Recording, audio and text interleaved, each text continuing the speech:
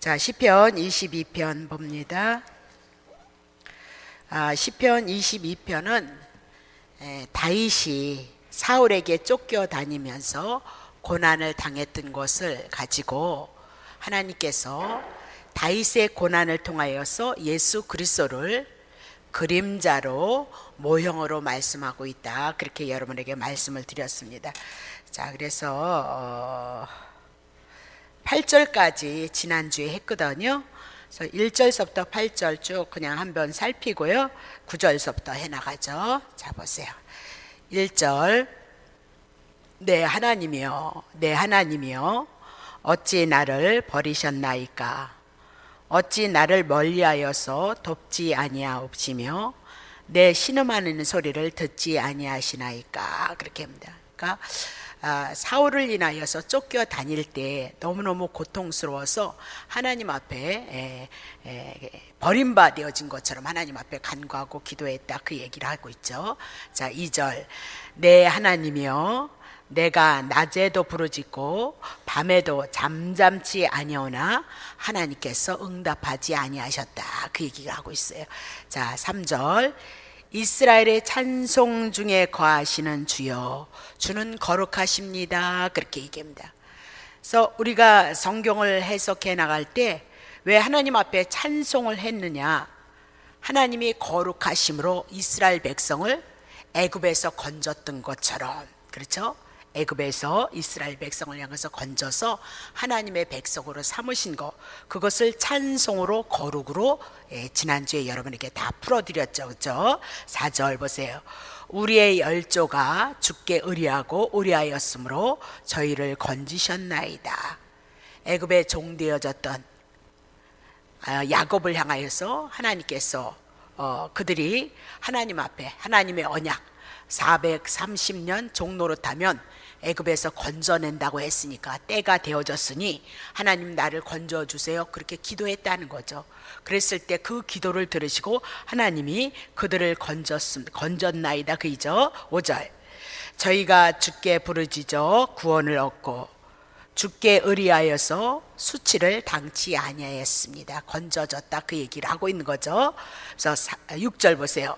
나는 벌레고 사람이 아니라 사람의 해방거리고 백성의 조롱거리가 되어졌나이다. 다윗이 그렇게 수치, 낮아짐, 고난, 근데 예수 그리스도가 우리를 위해서 이렇게 벌레처럼 사람의 해방거리로 백성의 조롱거리로 하나님 앞에서 우리의 죄를 위해서 수치를 당했던 것을 말씀을 드렸죠. 7절, 나를 보는 자는 다 비웃고 입술이 삐죽이고 머리를 흔들며 말하되, 8절, 저가 여호와께 의탁하니 구원하실 걸, 저를 기뻐하시니 건지실 걸 하나이다.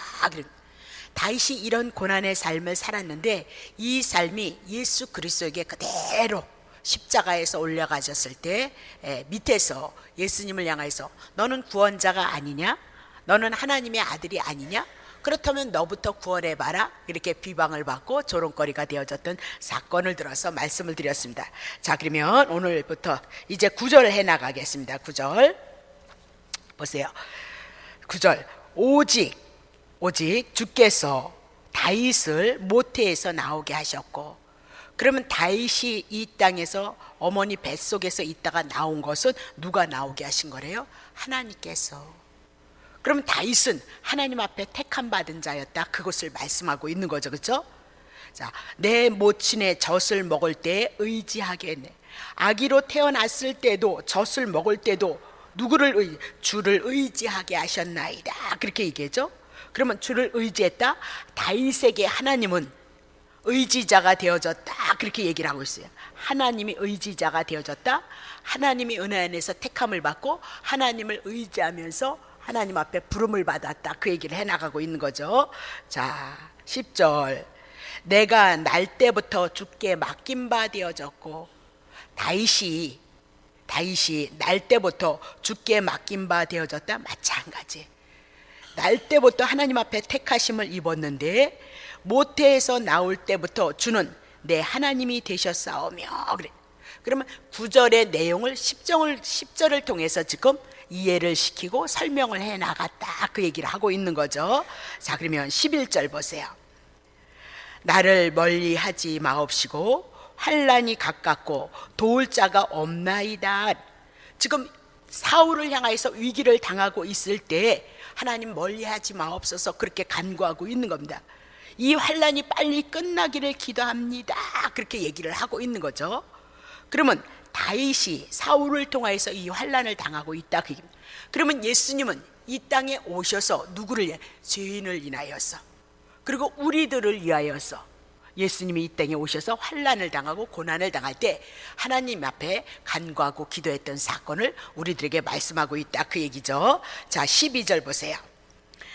많은 황소가 다윗을 에워쌌고 바산의 힘센 소들이 나를 둘렀으며, 그렇게 얘기합니다. 그러면 많은 황소가 나를 에워쌌고 바산의 힘센 소들이 나를 둘렀으며, 그럼 다윗을 대적했던 사울의 일행을 향해서 많은 황소, 바산의 힘센 소다, 그렇게 얘기를 하고 있는 거예요. 그러면 예수 그리스도를 통하여서도 예수님을 향해서 유대인들이, 죄인들이, 로마 사람들이 예수님을 대적했던 모든 사건을 향해서, 지금 이렇게 행악자들을 향해서, 예수님을 대적했던 자들을 향해서 많은 황소, 그러면 황소는 뭘 얘기해? 아주 힘이, 기운이 센 사람을 얘기하고 있잖아요. 그래서 바산의 힘센 소들이, 그러니까 사단의 세력이, 율법이 우리를 죽이고 멸망시키는 힘이란 대단한 것이다, 그렇게 얘기를 하고 있어요. 우리가 그것이 눈뜨지 않고, 우리가 영혼이 깨어있지 않기 때문에 그것을 모르고 있을 뿐이다, 그렇게 얘기를 하고 있는 거죠. 그렇죠? 그러니 우리의 영혼이 깨어서 하나님이 하시는 이 말씀에 의해서 내 마음, 내 심령 안에 하나님의 은혜가, 성령의 역사가 내 안에 있지 아니하면 지식은 되어질 수 있다는 거죠. 그러나 내 마음에 할례를 받지 못하고 내 심령에 하나님의 은혜를 입지 못했을 때 그들은 더 강팍해져 갈 수밖에 없어요. 교만해져 갈 수밖에 없다, 그 얘기예요. 연수가 늘어나면 늘어날수록 그럴 수밖에 없어요. 그러니까 복음을 통하여서, 예수님의 말씀을 통해서 마음의 할례, 하나님의 은혜하심이, 은총하심이 우리의 마음에, 우리의 심령에, 우리의 영혼을 새롭게 하지 않으면 안 된다, 그 얘기예요. 그래서 우리가 기도할 것이 있다면 그걸 위해서 기도해야 돼요. 하나님의 은혜, 이 복음이 나를 위해서 죽고 나를 하나님의 자녀로 삼으셔서 하나님의 은혜로 우리에게 오시는 그 은혜하심이 내 마음과 내 심령의 감사로서 와질 수 있도록 하나님 은혜를 주시옵소서. 우리의 기도의 제목은 하나님의 나라가 내 안에 이루어지기 위해서 기도해야 된다. 왜? 하나님이 하나님의 나라, 예수가 하나님의 나라를 가지고 왔거든요. 그러면 예수라는 그 내용이, 신구약의 모든 내용이 예수가 내 안에 들어왔을 때 천국 하나님의 나라가 내 안에서 풍요롭게 이루어진다, 그렇게 얘기를 하고 있는 거거든요. 그렇죠? 그러니까 이방인들이 구하는 건 구하지 않아도 우리에게 준다고 그랬으니까, 금요일에 얘기했던 것처럼 우리들의 훈련이 있다면 하나님의 자녀이기 때문에 훈련인 거예요. 우리에게 훈련이 있다면 하나님의 진리, 생명, 예수 그리스도에 대한 은혜와 사랑이 우리 안에 안 들어왔기 때문에 훈련이 있다, 그 얘기는. 근데 그게 정확해요. 성경을 뒤집어 보면, 살펴보면 결국은 신구약의 예수 그리스도 증거에서 하나님의 은혜, 하나님 사랑 알아라, 그 은혜 갖고 그 사랑 갖고 우리가 살아가고 있다는 것을 알고 깨달아야 된다, 결론은 그곳에 도달하고 있어요. 도달하고 있단 말이죠. 다시 보겠습니다. 자, 그러면 어디에 있어요? 자, 13절 보세요. 13절. 내가 그 입의 벌림이 많은 황소가, 힘센 소들이 입을 벌리고 찢고 부르짖는 사자와 같도다, 그렇게 얘기를 하고 있죠. 그러면 원수들은, 지금 사울의 일행들은 다윗을 쫓아서 굶주린 사자처럼 입을 벌려서 그들을 찢고 그들을 먹이로 삼기를 원하고 있다. 그러면 신약에 와서 예수님을 대적했던 원수들은, 사단의 세력들은 이렇게 사자처럼 입을 벌려서 예수님을 죽이고 혈안이 되어져 있었던 것을 볼 수 있다, 그 얘기죠. 14절. 그래서 나는 물같이 쏟아졌고 내 모든 뼈는 어그러졌으며 내 마음은 초밀 같아서 내 속에서 녹았으며, 그렇게 얘기를 하죠. 그러면 지금 다윗이 원수들을 인하여서 당하는 고통을 향하여 말씀하고 있는 거거든요. 그러면 나는 물같이 쏟아졌다, 그래. 그러면 물이 한 번 쏟아지면 다시 거둘 수 없기 때문에 온전히 탈진되어진 그 상태가 다윗의 모습이었고, 예수님이 십자가 고난의 그 길을 갔던 그 길이 지금 이 모습이었다, 그렇게 얘기를 하고 있는 거죠. 두 번째, 내 모든 뼈는 어그러졌도다. 그러니까 뼈가 어그러졌다면 몸을 세울 수가 없다, 몸을 가눌 수 없는 상태였다, 그렇게 얘기하고, 다윗이 그랬다면 예수님이 우리를 위해서 십자가를 지는 그 일들이, 우리를 구원하는 그 일들이 그런 고통이었다, 그렇게 얘기하죠. 세 번째, 내 마음은 초밀 같아서 내 속에 녹았고, 그러면서 마음이 어땠대요? 초밀같이 속에서 녹았다. 마음이 다 어그러져서 세울 수가 없었다, 그렇게 얘기하죠. 다윗이 받았던 고통은 누구를요? 예수 그리스도가 받은 고통을 말씀하고 있다, 그렇게 얘기했습니다. 자, 15절, 내 힘이 말라버렸다, 그 얘기입니다. 힘이 말랐고 질그릇 조각 같고 내 혀가 이틀에 굳었나이다. 주께서 또 나를 사망의 진토에서 두셨나이다. 그럼 여기서 내 힘이 말랐다, 그렇게 얘기했을 때 질그릇처럼 조각이 낮은 것, 메마른 상태를 말씀하고, 내 혀가 이틀에 붙었나이다, 그럼 입 천장에 붙었다, 너무너무 목말르다, 그렇게 얘기를 하고 있는 거죠. 여러분 경험해 보셨나요? 이렇게 목이 마르면, 어르신 계시는데 제가 그런 얘기, 목이 마르면 이게 목에 침이 없어요. 침이 없으니까 이게 달라붙는 거예요. 정말 저도 그렇더라고요. 이 혀가 이렇게 목이 달라붙어 가지고 침이 없으니까 말을 하려면 이 달라붙어 가지고 이 목이 아픈 거예요. 그래서 제가 너무 죄송한데 물을 먹는 이유가 목이 아프고 달라붙었으니까 얘기를 해야 되는데 얘기가 안 나오더라고요. 이 얘기가 생각이 나는 거예요. 뭐예요? 혀가 이틀에 붙었다, 천장에 붙었다. 그러니까 너무너무 고통스러워서 말을 못할 정도가 되어졌다, 그렇게 얘기를 하고요. 세 번째, 사망의 진토에서 자기를 두었도다, 그렇게 얘기하죠. 그러면 사망의 진토, 그 얘기는 마른 땅이다, 먼지다, 무덤이다. 그러면 사울을 향해서 쫓겨다녔을 때 죽음의 위기에 임박한 상태였다는 거예요. 무덤에 내려가는 그 고통 가운데 있었다, 그렇게 얘기죠. 그러면 예수님이 십자가에서 죽으시는 모든 그 고통의 세계, 다 이 세계를 말씀하고 있는 거죠. 온 몸의 힘은 다 빠지고 혀는 목말라서 타고 죽음의 문턱에서 두려움에 떨고 철저하게 자기의 무너짐을 느꼈다라고 그렇게 얘기를 하고 있는 겁니다. 자, 그러면 14절 15절을 통해서 이 모든 사건은 예수님이 십자가에서 여러분의 죄를 담당하기 위해서 물과 피를 쏟으시는 주님의 처절한 모습을 우리들에게 말씀하고 있다, 그렇게 보시면 되는 겁니다. 자, 16절 보세요. 개들이 나를 에워쌌고 악한 무리가 나를 둘러 내 수족을 찔렀나이다. 그러면 여기서 개들은 다윗을 쫓는 사울을 향하여서 개들이 다윗을 쫓았다, 그 얘기죠. 그럼 신약의 예수 그리스도를 향하여서 누가 쫓았대요? 개들이 쫓았다. 근데 신약 성경에는 개를 무엇으로 표현하고 있냐면 빌립보서 3장 2절, 빌립보서 3장 2절, 개들을 삼가하고 행악하는 자들을 삼가하고 손 할례당을 삼가하고. 그럼 개를 뭘로 얘기하고 있어요? 행악하는 자들인데, 행악하는 자가 뭐예요? 손으로 할례를 행하는 자들. 그러면 손으로 할례를 행했다, 그 얘기는 율법을 행했다, 그 얘기.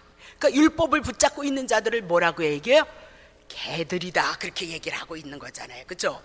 율법을 붙잡고 있는 바리새인과 서기관을 독사의 새끼들아. 그러니까 예수가 없는 상태는 개고 독사다, 사단이 배후에서 일하고 있다, 그렇게 얘기를 하고 있는 거죠. 그러면 지금 사울을 향하여서 개로 얘기하고, 신약에 오면 예수님이 뭐 때문에 죽는 거예요? 율법을 인하여서. 여러분이 죄인이기 때문에 율법의 저주에서 여러분과 나를 구원하시기 위해서 예수 그리스도가 죽는 거예요. 그래서 갈라디아서 3장 13절을 어디에다 갖다 집어넣어도 예수님이 저주를 받은 것은 우리 율법을 통해서 내가 저주 받았기 때문에 예수님이 내 저주를 위해서 십자가에서 죽으신다, 그것이 갈라디아서 3장 13절이다, 그 얘기예요. 그러니까 언제든지 그 말씀은 여러분이 붙잡고 있으셔야 율법에서 자유함을 얻고 해방감을 얻고 나를 구원하신 예수님을 통해서 은혜와 사랑이 있으므로 그 예수님을 더 사랑할 수 있어요. 그 예수님을 앞에 더 헌신할 수 있고 더 봉사할 수 있는 은혜가 내 영혼 속에서 나온다, 그 얘기를 하고 있죠. 그 예수 그리스도를 통해서 주신 은혜 기억하고 하나님 앞에 드려지는 건 하나님 앞에 연락이 되어지지만, 이거 하면 해서 율법을 가지고 하나님 앞에 행하는 것은 100개면 100개의 계명을 여러분이 다 지켜야 된다, 그 얘기를 하고 있잖아요. 그거 우리 못한다, 그 얘기를 하고 있는 거죠. 다시 보겠습니다. 그러면 개들이, 다시 보세요, 16절. 개들이 나를 에워쌌고 다윗을 에워쌌고, 신약에 오니까 율법을 가진 자들이 예수님을 에워쌌고, 악한 무리가 나를 둘러 내 수족을 찔렀나이다. 그래서 손에 못 박히시고 옆구리에 창에 찔리시고 머리에 가시면류관 쓰시고 또 뭐 있나요? 그것이 뭐예요? 지금 예수 그리스도를 통해서 다윗을 향하여서 예언하고 있다, 그 얘기를 하고 있어요. 그러면 예수님이 여기서 계신다면 다윗은 언제 시대예요? 이때 사람이 다윗이에요. 그러면 1000년 전의 사람이에요. 1000년 전에 다윗을 통하여서 1000년 전에 오실 예수 그리스도를 향하여서 지금 말씀하고 있는 거거든요. 근데 1000년, 지금의 시대 보면 예수님이 오신 지 2000년, 3000년이 지난 시대 속에 이 말씀이 그대로 이루어진 거예요. 그분이 누구예요? 여호와 하나님이신 거예요. 어느 것도 구약에서 하신 말씀이 안 이루어진 것이 없다, 그 얘기죠. 기적이라면 그게 기적이에요. 어떻게? 우리는 우리들의 삶 속에서 있는 거 요만큼만 맞춰도 어머 은혜 된다, 그리고 눈물도 찔찔찔찔 이렇게 흘리잖아요. 예. 근데 1000년 전에 예수님 오시기 전에 예수님이 오실 그 일을 향해서 예언을 하셨어요. 그 말씀이 그대로 이루어지는 거예요. 그건 하나님이 하시니까 그대로 이루어지는 거지 어떻게 할 수 있겠냐. 그런 신이 있으면 나와봐라, 그 얘기죠. 그런 신이 있어. 그런 신이 이 땅에 아무도 없다. 하나님 한 분, 여호와 하나님 한 분뿐이다. 그러니까 우리가 이 예수를 믿는 게 얼마나 은혜고 얼마나 축복인지 모르는데, 감각이 묻은 우리 육체 속에 묻은 우리의 연약한 영혼이 문제인 거다, 그 얘기를 하고 있어요. 그러니까 율법을 붙잡았던 다윗이, 누가요?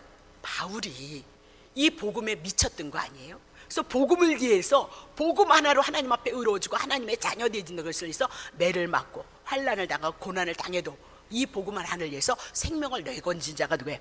예, 바울이었다, 그렇게 얘기를 하고 있어요. 너무너무 멋있는 거죠. 물론 배후에서 주님이 일하기는 하셨지만, 그렇잖아요. 17절 보세요. 내가 내 모든 뼈를 셀 수 있나이다. 저희가 나를 주목하고.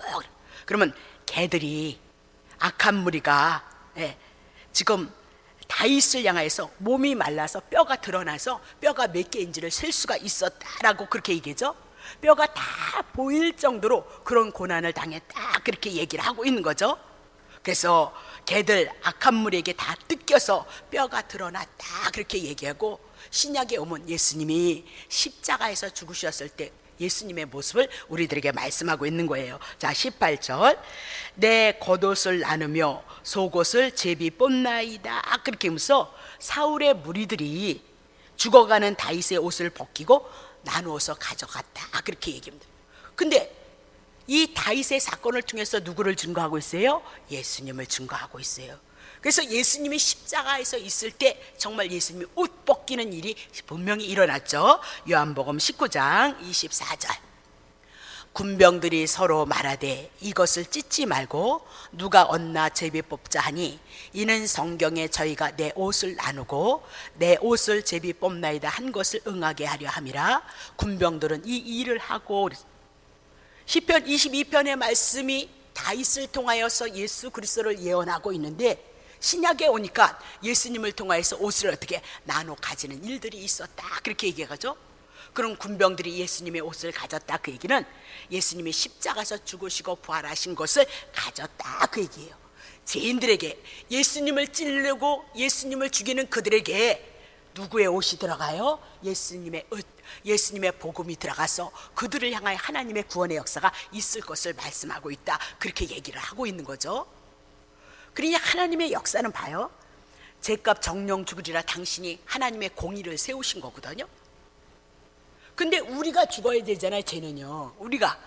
근데 당신이 말씀하신 것을 당신이 지키는 거예요. 우리가 죽는 것이 아니고 당신이 죽어서, 당신이 대신 죽으셔서 당신의 공의를 행하시고 당신이 말씀하신 것을 당신이 행하심으로 말미암아 우리들에게 구원을 거저 주시는 하나님이다. 그렇게 얘기를 하고 있어요. 거저 주시는 하나님의 은혜. 그게 하나님의 사랑으로 우리들에게 나타난다. 그렇게 얘기를 하고 있는 거죠. 자, 그럼 다시 보겠습니다. 19절 보겠습니다. 시편. 여호와여 멀리하지 마옵소서. 나의 힘이시여 속히 나를 도와주시옵소서. 그렇게 기도를 하고 있어요. 다윗이 사울을 향하여서 그렇게 고백하고 있는 것도 하나님의 은혜를 구하고 있다. 그 얘기를 하고 있어요. 그럼 예수 그리스도도 십자가를 지시면서 하나님 앞에 기도했던 그 기도의 내용들이 그대로 이루어지고 성취되어졌다. 그렇게 보시면 되는 거죠. 자, 그러면 19절에 뭐라고 얘기해요? 여호와여 그랬습니다. 그러면 여호와가 하나님께서 말씀하시고 말씀하신 것을 이루시는 분이다. 그렇게 얘기를 하고 있습니다. 그래서 다윗의 가문을, 왕권을 영원토록 하나님께서 세우시겠다고 하셨어요. 그래서 다윗은 절대 죽지도 않거냐, 절대 무너지지도 않는다는 그 믿음이 있었다. 그 얘기를 하고 있는 거죠. 그래서 여호와를 향하여서 나의 힘이 되시니까 여호와께서 다윗의 가문을 향하여서 하나님 축복했던 그 축복으로 자기를 구원해 주시옵소서. 그렇게 기도를 하고 있어요.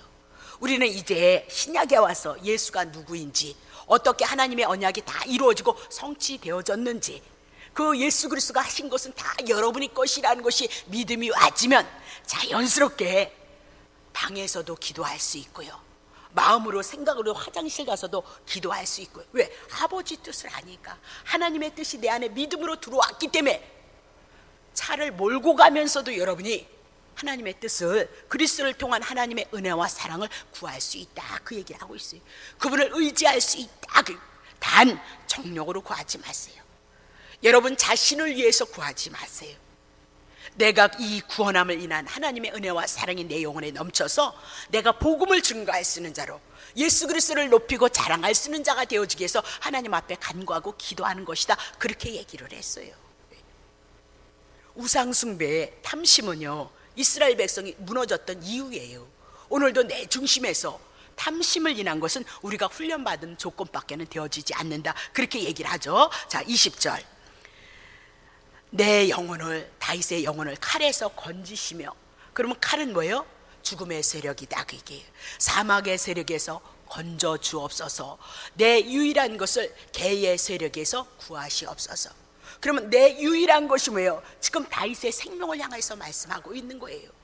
그래서 예수님도 구할 때 내 영혼을 주님 앞에 부탁합니다. 그렇게 간구하고 기도했던 거죠. 그죠?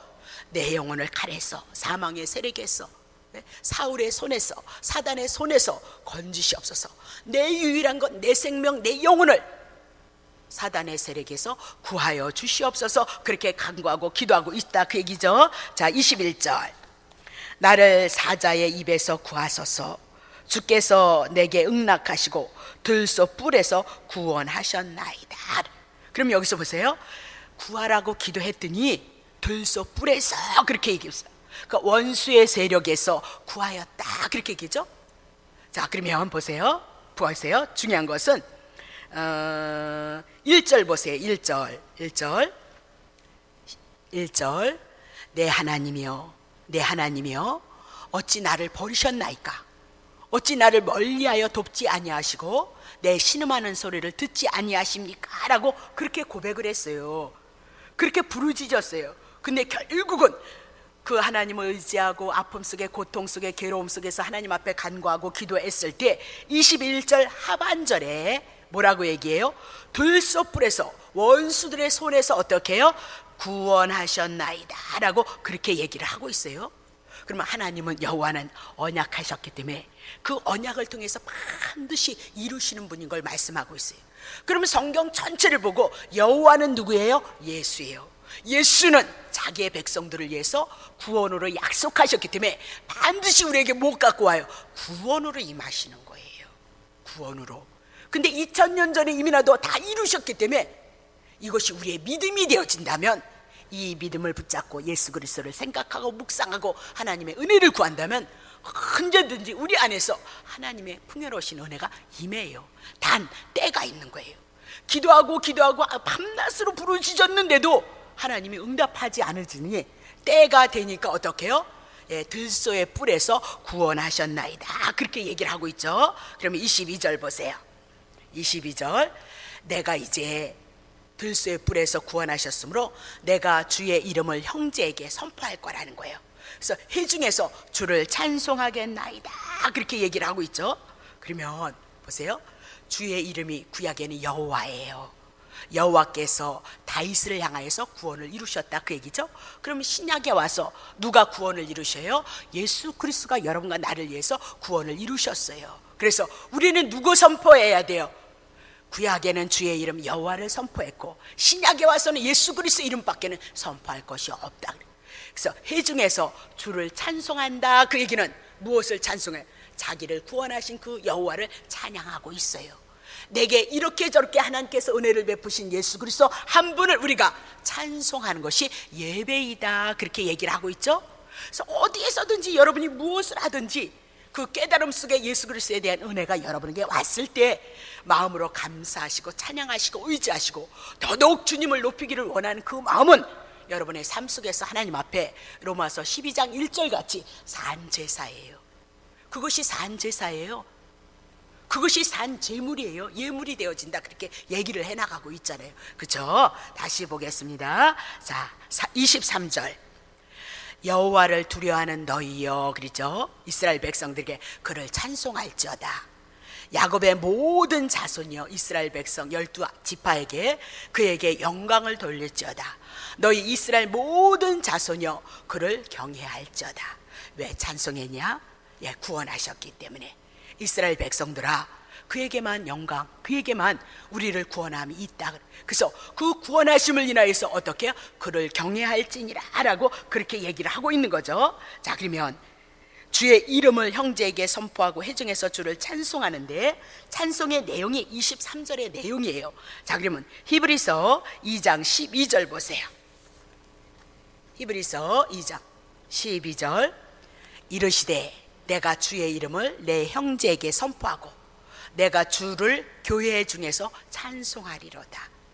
그러면 시편 22편 1편에 있었던 이 내용이 이제 신약에 와서 교회에 와서 예수 그리스도가 구원하심을 이루심으로 신약에 있었던 시편 22편에 대한 이 내용이 예수 그리스도를 통해서 성취함으로 이젠 어디에서요? 교회에서 구원받은 여러분과 내가 누구를 찬송하죠? 예수 그리스도를 찬송하게끔 되어져 있다, 그렇게 얘기를 하고 있는 거죠. 다시 23절 보세요. 23절, 이렇게 하나님을 향하여서 찬송하고 영광을 돌려드리고 그를 경외할 수 있었던 것은 무엇 때문이죠? 16절에 보면 개들이 나를 에워쌌고 악한 무리가 나를 둘렀는데 내 수족을 찔렀는데 거기서 구원했기 때문에 하나님을 향하여서 지금 뭐래요? 찬송하고 영광을 돌리고 그를 경외할지어다. 오늘 내가 그리스도를 통하여서 주신 은혜와 그 사랑을 깨닫고 그 구원에 대한 은혜를 향한 사람이 어떻게 찬양하는 거죠? 이렇게 찬양하는 거예요. 내가 제 가운데 있는 내가 예수 그리스도를 통해서 하나님의 은혜를 입었던 우리의 심령 속에 이 은혜가 있는 자들이 이 삶을 23절의 삶을 살아갈 수 있다, 그 얘기입니다. 자, 24절 봅니다. 24절, 그는 곤고한 자의 곤고를 멸시하거나 싫어하지 아니하고 그 얼굴을 저에게서 숨기지 아니하고 부르짖을 때 들으셨나이다. 사울을 향해서 쫓겨다녔던 곤곤자의 곤고, 그거 싫어하지 않았다는 거예요. 그리고 오히려 얼굴을 저에게 숨기지 아니했습니다. 그러면 얼굴에는 무엇이 있다 그랬어요? 은혜와 평강이 있다, 그렇게 얘기하죠. 그래서 부르짖을 때 들으심으로 말미암아 다윗을 구원했던 거. 그러면 신약에 와서 예수 그리스도를 어떻게 구원해요? 죽음으로 끝나지 아니하고 부활하심으로 말미암아 하나님의 은혜와 하나님의 은총의 역사가 있었던 것을 우리들에게 말씀하고 있는 거예요. 자, 그러면 히브리서 2장 9절 보죠. 오직 우리가 천사들보다, 사도 바울의 일행이 천사들보다 잠깐 동안 못하게 하심을 입은 자, 곧 죽음의 고난을 받으심을 인하여서 영광과 존귀로 간 쓰심 예수를 보니 이를 행하심은 하나님의 은혜로 말미암아 모든 사람을 위하여서 죽음을 맛보려 하심이라.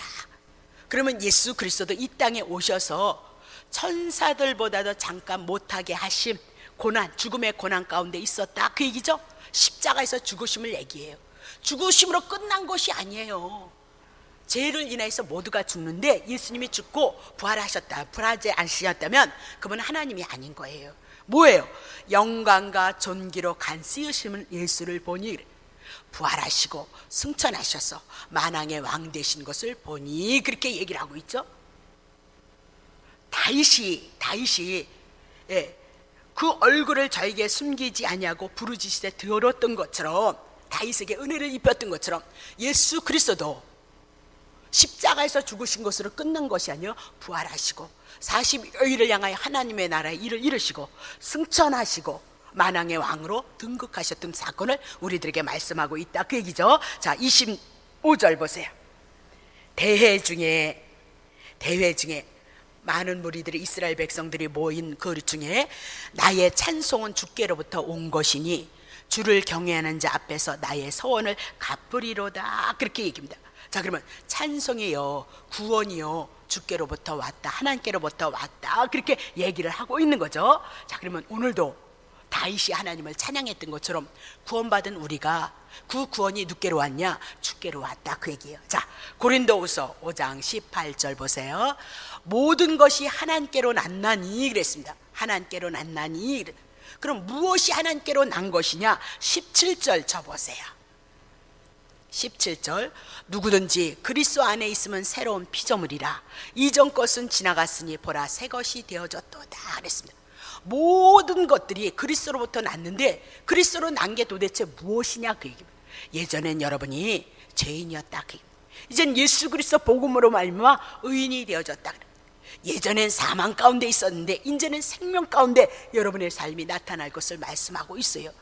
이전 것, 죄 가운데 있었던 거, 사망 가운데 있었던 거, 예수 그리스도를 인하여서 구원이 있으므로 새 것이 되어졌도다, 새로운 피조물이 되어졌도다, 물과 성령으로 거듭난 자가 되어졌도다 라고 그렇게 얘기하면서 그 모든 것이 누구로부터 온 거예요? 하나님께로 왔어요.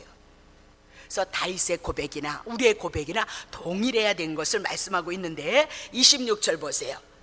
겸손한 자는 먹고 배부르 하나님의 은혜와 은총을 입을 것인데 여호와를 찾는 자는 그를 찬송할 것이고 너의 마음은 영원히 살 것을 말씀해. 그러면 겸손한 자가 뭐예요? 예? 겸손한 자는 세상 말로 겸손하네 그렇게 푸시면 안 돼요. 그건 세상 얘기예요. 성경에서 겸손한 자는 누구예요? 여호와를 찾는 자예요. 여호와를 찾는 자가 겸손한 자예요. 그럼 뭐예요? 왜 여호와를 찾아요? 예. 그들이 죄를, 이스라엘 백성들이 죄를 해결할 수 없었어요. 죄 해결하지 못하면 사단이 이스라엘 백성을 죽이고 멸망시킬 수밖에 없었어요. 그래서 내가 죄인임을 알고 하나님이 언약하신 예수 그리스도를 바라보고 죄를 졌을 때마다 짐승 같다 잡아서 용서를 받고 하나님의 은혜, 하나님의 긍휼을 바라보는 자가 누구예요? 여호와를 경외하는 자가 겸손한 자이다.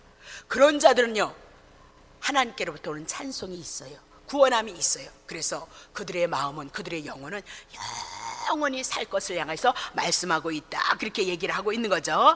자, 그러면 27절, 땅의 모든 것이 여호와를 기억하며 열방의 모든 족속들이 주 앞에서 이를 것이다.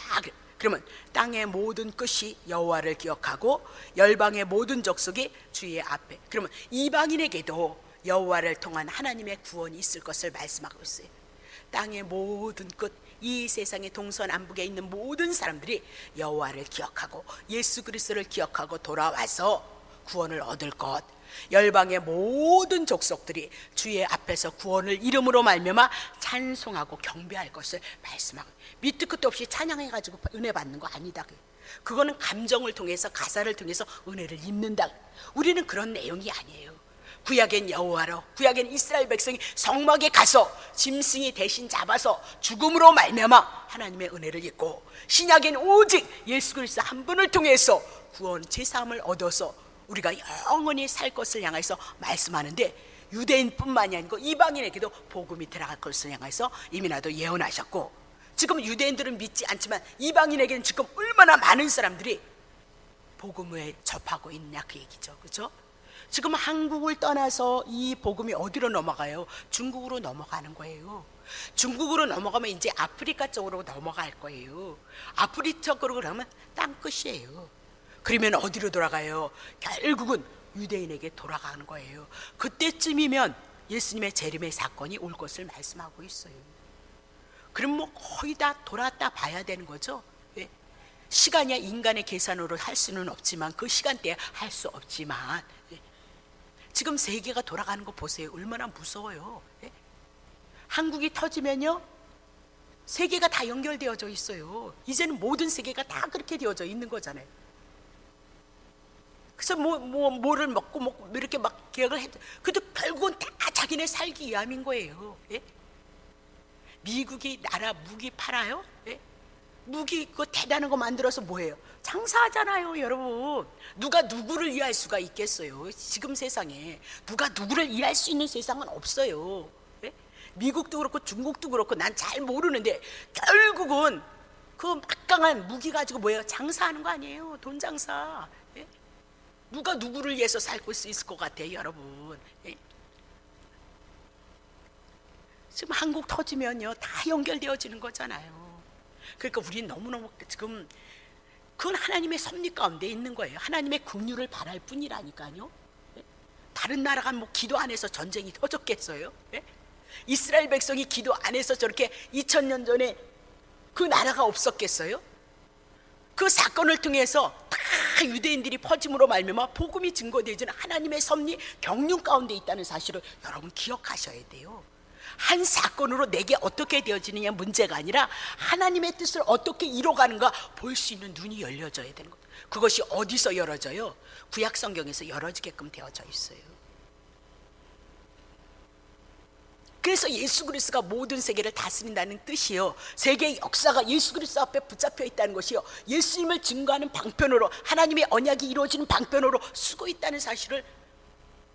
그래서 우리 성도들이 늘 요만큼 요 그 개구리 안에서, 제가 옛날에 그랬었어요. 근데 성경을 보니까 아니, 세계사가 다 하나님의 권한 안에 이 이스라엘을 향하여서 하나님의 뜻을 향하여서 구약의 역사가 다 펼쳐지고 있더라니까요. 전 그거 보고 너무너무 놀랐어요.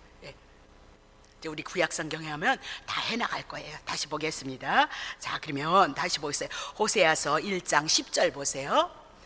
그러나 이스라엘 자손의 수가 바닷가의 모래같이 되어서 측량할 수도 없고 셀 수도 없을 것인데, 전에 저희에게 이르기를 너희는 내 백성이 아니라 한 그곳에서 저희에게 이르기를 너희는 사신 하나님의 자녀가 되질 것이다. 이스라엘 자손에게 너무너무 많을지라도요, 너는 내 백성 아니야 그러면 누구예요? 유대인 아니다 이 얘기죠. 이방인들에게도 하나님의 백성이 되어질 것을 예언을 했어요. 이방인 죄인에게도 하나님의 백성이 되어질 것을 예언을 했어요. 근데 그 말씀이 예수님을 통하여서 예수님의 시대 속에 죄인들을 향하여 찾아가시잖아요. 그렇죠? 그래서 그 말씀이 그대로 이루어지고 지금도 우리 이방인이잖아요. 우리 속에서 이루어지는 거죠. 말라기서 1장 11절 만군의 여호와, 하나님께서 전쟁을 치르시는 여호와. 그럼 만군의 여호와가 전쟁을 뭐로 치는 거예요? 불나라 그리는 거예요? 죄 때문에 사단이 우리를 붙잡고 있기 때문에 예수님이 오셔서 십자가에서 죄의 문제 처리하고 사단의 문제 처리한 거죠.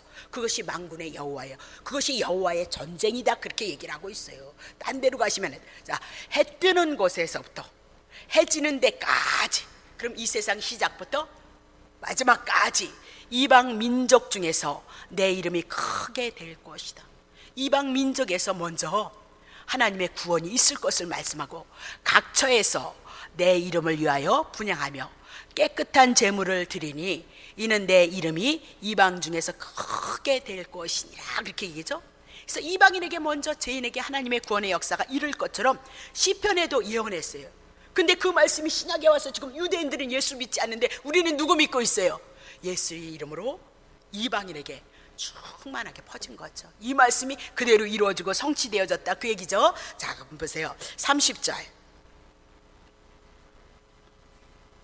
네. 자, 29절. 세상의 모든 풍비한 자가 먹고 풍요롭게 먹는다는 거죠. 경배할 것이고, 진토, 음부, 사망의 권세 내려가는 자, 곧 자기의 영혼을 살리 못할 자도 그 앞에서 절할 것. 그럼 풍부한 자나, 그렇죠? 가난한 자, 내려가는 자도 예수 그리스도를 통해서 하나님의 은혜를 입을 것을 말씀하고요. 세상의 모든 풍부한 자가 먹을 것, 풍요, 구원을 얻을 것, 유대인을 향하여서 말씀하시고, 내려가는 자, 자기 영혼을 살리지 못할 이방인 죄인들도 그 앞에서 뭐예요? 절할 것을 말씀하시고, 그 말씀이 그대로 이루어지고 성취되어지고 있다, 그 얘기죠. 자, 30절. 후손이 그를 봉사할 것이고 대대의 주를 전할 것이도다. 구원을 얻었던 29절에 있었던 그 후손들이요, 그에게 봉사, 그 구원을 인해서 하나님 앞에 헌신할 것이고 대대 모전해요, 복음 전하는 거죠. 그러면 31절, 와서 그 공의를 장차 날 백성들에게, 앞으로 태어날 백성들에게 전할 것이다. 그럼 공의가 뭐냐니까. 공의, 하나님께서 죄값 정령 죽으리라 했는데 예수님께서 대신 오셔서 죽으셔서 하나님의 공의를 세우시고 우리를 구원하실 것을 뭐라고 얘기해요? 공의다, 그렇게 얘기를 하고 있어요. 공의를 장차 앞으로 태어날 백성들에게 복음을 전할 것이고 주께서 이를 행하셨다 할 것이니라 하면서 주님을 찬양한, 다시 봅니다. 끝났어요. 자, 그러면 이 얘기가 뭔 얘기냐면요, 사울을 향해서 다윗이 고난을 당하는 거, 그것을 그림자로 앞으로 오실 예수 그리스도가 이런 고난을 통하여서, 이런 고난을 통해서 십자가에서 죽으시고 구원하심으로 하나님의 은혜를 입을 것을 말씀하고 있다, 그 얘기죠. 3분만 더 쓰겠습니다. 제가 어저께 설교 준비하다가 제가 깜짝 놀래가지고요. 자, 베드로후서 1장 19절 보세요. 또 우리에게 이상 몽상으로 구약의 성경을 통해서, 이상 환상을 통해서 말씀하셨는데, 이제 신약에 와서 베드로 일행에게, 우리에게 더 확실한 예언이 있다는 거예요. 하나님의 말씀, 예언이 하나님의 말씀인데, 어두운 데서 비치는 등불과 같으니, 이 하나님의 말씀은 어두운 데서, 그러면 첫 번째 하나님의 말씀이 우리들에게 뭐로 와요? 율법을 통해서 죄를 깨닫고 심판이라는 것을 그 가운데서 우리에게 비치는 등불이라는 거예요. 그러면 이 등불이 뭐예요? 복음인데, 날이 새어서 새로운 날이 되어짐으로 샛별이 너희 마음에 떠오르기까지 너희가 이것을 주의하는 것이 옳도다. 그렇게. 그러면 율법을 통해서 내가 죄인인 거 사망 가운데 있는데 하나님께서 우리들에게 확실한 한 예언이 있는데 그것이 등불과 같다, 그 얘기예요. 우리에게 빛으로 온다, 이 얘기예요. 율법이 아닌 복음으로 와서 우리들에게 생명이 되어지는데 그것이 날이 새어서 다른 날이 되어질 것을 말. 구약이 아닌 신약에 와서 샛별이 우리의 마음에 떠올라야 된다. 샛별이 뭐냐니까요. 샛별이, 내 마음에 샛별이 떠올랐어요. 그래서 하나님께서 이렇게 감동을 주. 그건 큰일 날 소리예요, 여러분. 그걸 어떻게 믿냐니까요. 하나님의 말씀이 아니면 믿을 근거가 안 되는. 도대체 샛별이 뭐예요? 장로들이 계명을 축축축축 많이, 그걸 사람의 계명이다, 사람의 유전이다, 그렇게 얘기를 했어요. 그럼 샛별이 뭐냐니까요. 내 마음에 샛별이 떠올랐어요. 그 샛별이 이렇게 그거 어떻게 믿냐니까요. 그래서 샛별이 뭔가 찾아봐요. 계시록 22장 16절. 샛별이 떠오르기까지는 성경 함부로 해석하지 말라는 거예요. 자, 그러면 나 예수는 교회들을 위하여 내 사자를 보냈다는 거야. 선지자들을 보냈는데 이것들을 너희에게 증거하였노라. 예수를 증거하기 위해서 선지자를 보냈는데, 사자를 보냈는데, 교회 너희에게 증거했는데, 나는 다윗의 뿌리, 예수는 다윗의 족속으로, 다윗의 계통을 통해서, 다윗의 족보를 통해서 나왔다, 그게 다윗의 뿌리고 자손인데, 예수는 곧 뭐예요? 광명한 새벽별이다. 그러면 베드로후서 1장 19절을 통해서 나에게 새벽별이 떠오르기까지는 성경을 풀 때, 복음을 풀 때에 조심하는 것이 가도다. 그러면 모든 성경이 우리들에게 풀어졌을 때 새별이 떠올라야 되는데, 새벽별이 뭐예요? 광명한 새벽별, 누구요? 예수. 그러면 우리가 성경이 우리가 내 나름대로 푸는 것이 아니고 내 마음 안에 율법과 복음을 통해서 예수 그리스도로 푸는 것이 가다. 지가 감동받은 거 말고, 지가 이렇게 깨달음 받은 거 말고, 온전히 복음 안에서 예수 그리스도가 우리 안에 떠올라야 된다는 거죠. 자, 그러면 다시 보겠습니다. 베드로후서 1장 20절. 먼저 알 것은 성경은 모든 예언이에요. 구약 성경은, 이때 신약 성경, 모든 예언은, 구약 성경은 사사로이 풀면 안 돼요. 그러면 구약 성경이 왔던 것을 뭐예요? 고린도후서 3장 14절. 수건 벗겨야 돼요. 수건 뚜껑 벗겨야 돼요. 문자를 통해서 누구를 풀어야 돼요? 그리스도로 풀어야 우리에게 자유하는 영, 사망에서 생명으로 우리에게 구원하는 하나님의 말씀이 풀려진다, 그렇게 얘기를 하고 있어요. 요한복음 15장 26절. 내가 아버지께로서 너희에게 보낼 보혜사, 예수님 가시고 보혜사 성령이 오시는데, 아버지께로 나오는 진리의 성령이 오실 때 그가 나를 증거하실 거예요. 오늘 성령의 조명을 받고 성령을 받았다면, 우리가 성경을 풀 때 몰랐을 때는, 우리가 알지 못했을 때는 성령의 감동이 네 마음인지 내 마음인지 저 마음인지 모르고 떠들었지만, 이제는 성령이 우리에게 오면 내 마음에 무엇이 떠올라요? 샛별이 떠오르기까지 잠잠하세요. 공부하세요. 샛별 예수 그리스도를 알아지기까지 우리가 해석할 수 있는 은혜를 구하시기를 예수 그리스도의 이름으로 축복합니다. 조금밖에 은혜 안 되나 보네. 저는 새벽에 너무 놀래가지고, 그래서 주일날 오전에 이 말씀을 드리고 싶었는데 시간에 쫓기다 보니까 못했어요. 그래서 이 말씀은 꼭 해야 되겠다, 그런 생각이 들었어요. 이게 대단한 건데